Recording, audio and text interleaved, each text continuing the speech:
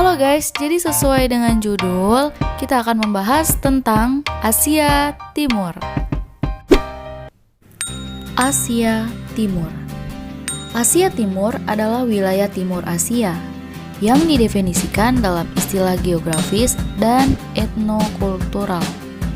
Wilayah ini terdiri dari Tiongkok, Hong Kong, Makau, Jepang, Mongolia, Korea Utara, Korea Selatan, dan Taiwan.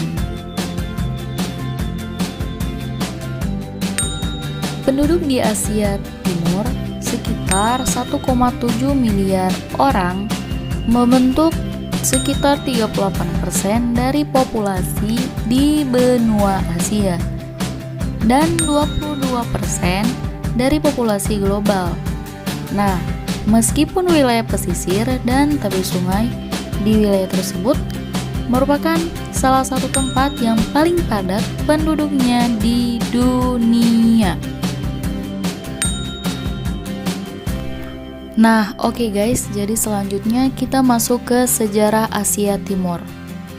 Cina adalah wilayah pertama yang menetap di Asia Timur dan tidak diragukan lagi merupakan inti dari peradaban Asia Timur.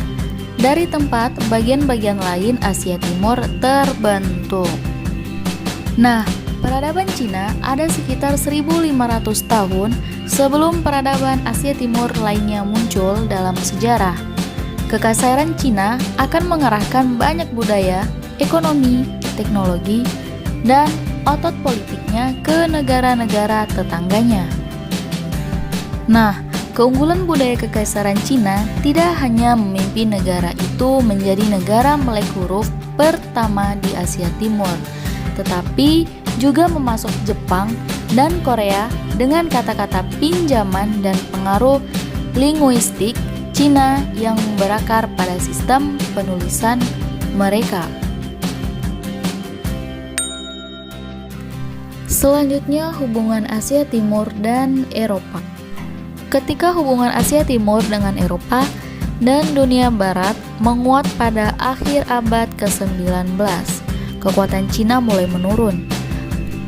Pada pertengahan abad ke-19, dinasti Qing melemah menjadi syarat dengan korupsi politik, hambatan dan stagnasi yang tidak mampu meremajakan dirinya sendiri sebagai kekuatan dunia yang berbeda dengan kekuatan-kekuatan kolonial Kekaisaran Industri Eropa dengan Jepang yang cepat memodernisasi Jepang. Selanjutnya ada namanya Perang Dunia Kedua.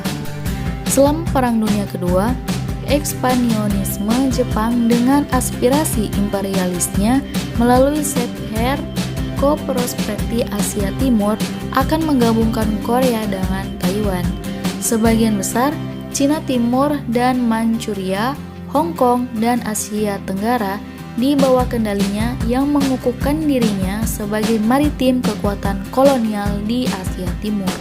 Setelah satu abad eksploitasi oleh penjajah Eropa dan Jepang, Asia Timur pasca kolonial melihat kekalahan dan pendudukan Jepang oleh pihak sekutu yang menang, serta pembagian Cina dan Korea selama Perang Dingin.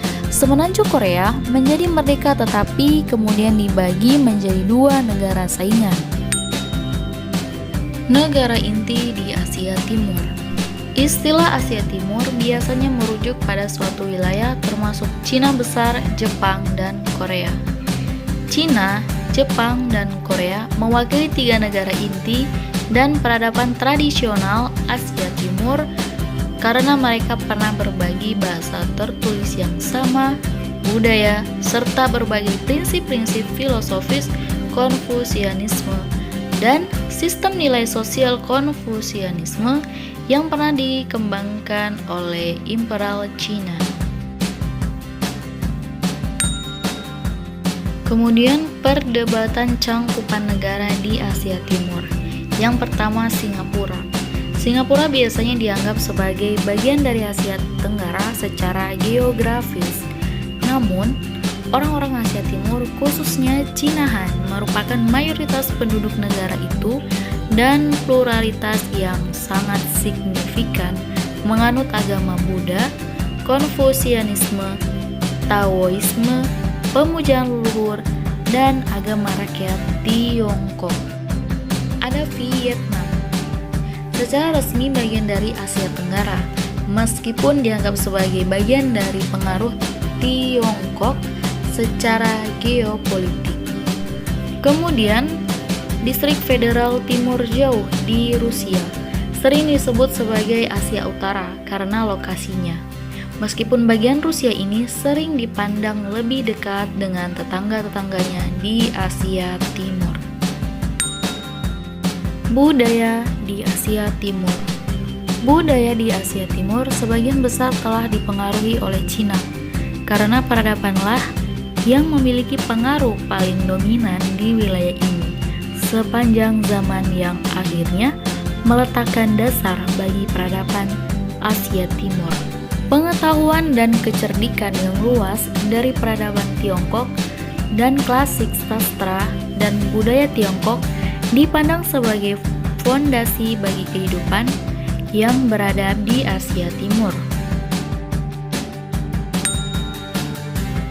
Selanjutnya, kota-kota di Asia Timur.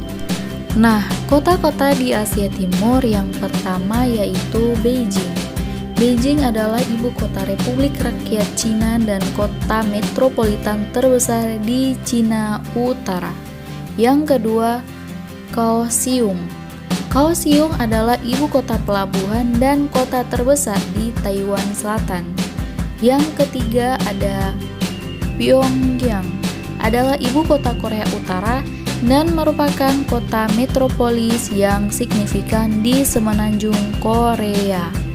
Yang keempat, Guangzhou adalah salah satu kota terpenting di Cina Selatan.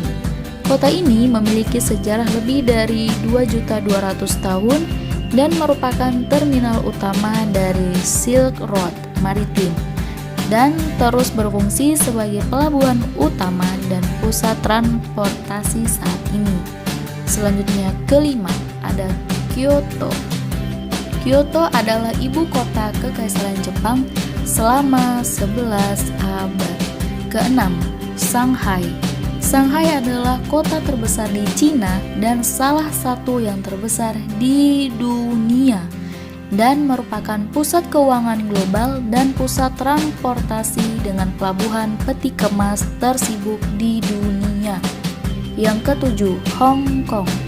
Hong Kong adalah salah satu pusat keuangan global terkemuka di dunia dan dikenal sebagai kota metropolis kosmopolitan. Yang kedelapan ada Osaka. Osaka adalah area metropolitan terbesar kedua di Jepang. Kemudian ke-9, Seoul adalah ibu kota Korea Selatan, salah satu kota terbesar di dunia dan pusat teknologi global terkemuka. Yang ke-10 ada Taipei. Taipei adalah ibu kota The Franco Republik Cina dan jangkar area industri teknologi tinggi utama di Taiwan. Ke-11 ada Tokyo, adalah ibu kota Jepang, salah satu kota terbesar di dunia baik dalam populasi metropolitan maupun ekonomi. Yang ke-12 ada Ulaanbaatar. Ulaanbaatar adalah ibu kota Mongolia dengan populasi 1 juta pada 2008. Yang ke-13 ada Xi'an atau Chang'an, yaitu yang tertua dari 4 ibu kota besar kuno Cina setelah memegang posisi di bawah beberapa dinasti terpenting. Nah, ini memiliki pengaruh budaya yang signifikan di Asia Timur. Selanjutnya yaitu konflik-konflik yang pernah terjadi di Asia Timur. Korea Utara versus Korea Selatan termasuk ke dalam jenis konflik internasional karena konflik ini melewati batas-batas negara dan melibatkan dua negara di dalamnya. Nah, Korea Utara versus Korea Selatan ini disebabkan karena Korea Selatan bersikeras melakukan latihan militer di bawah wilayah sengketa. Kemudian, sekitar puluhan kilometer dari Pulau Yeonpyeong dan Korea Utara tanpa peringatan meluncurkan roket ke arah Korea Selatan dan dibalas kembali oleh Korea Selatan. Versi tahun 2010. Saat ini tingkatan konfliknya masih dalam tingkatan konfrontasi. Yang kedua ada Cina versus Taiwan. Nah, Cina versus Taiwan ini disebabkan karena terjadi perang saudara di Cina daratan antara Partai Nasionalis Kuomintang dan Partai Komunis. Perang yang berakhir di tahun 1949 ini dimenangkan oleh kubu komunis yang kemudian membuat Kuomintang tergusur dan lari ke Taiwan. Kemudian ada konflik antara etnis Muslim Uighur dengan etnis Han dan pemerintah Cina. Nah, jenis konflik ini konflik internal, horizontal, dan vertikal. Nah, tingkatan konflik yang pertama ada pre-konflik. Konflik ini sudah terjadi pada tahun 1980-an. Xinjiang adalah daerah dengan sumber daya alam yang berlimpah, mulai dari minyak, batu bara, dan gas alam.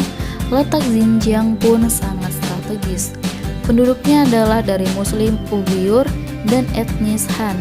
Mayoritas hal ini yang disinyalir menjadi awal dari konflik ini, karena Muslim Uighur berada di daerah yang sangat strategis.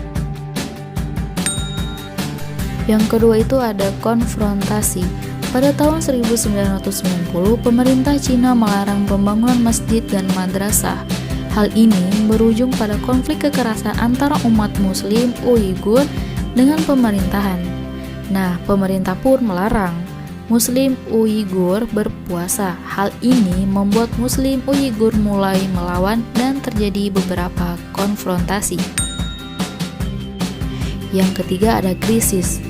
Nah, pada tanggal 5 Juli 2009 merupakan puncak dari konflik antara dua etnis ini, Muslim Uighur yang disinyalir sebagai sebuah gerakan perjuangan yang ingin memisahkan diri dari Cina. Selanjutnya, konflik Jepang dan Cina mengklaim kepulauan Diaoyu atau Senkaku. Nah, aktor yang terlibat itu adalah Jepang, Cina, dan Amerika Serikat. Yang pertama adalah pre-konflik. Nah, saling klaim wilayah, maksudnya kepulauan Diaoyu atau Senkaku tidak dikembalikan ke Tiongkok, Cina, dan Taiwan.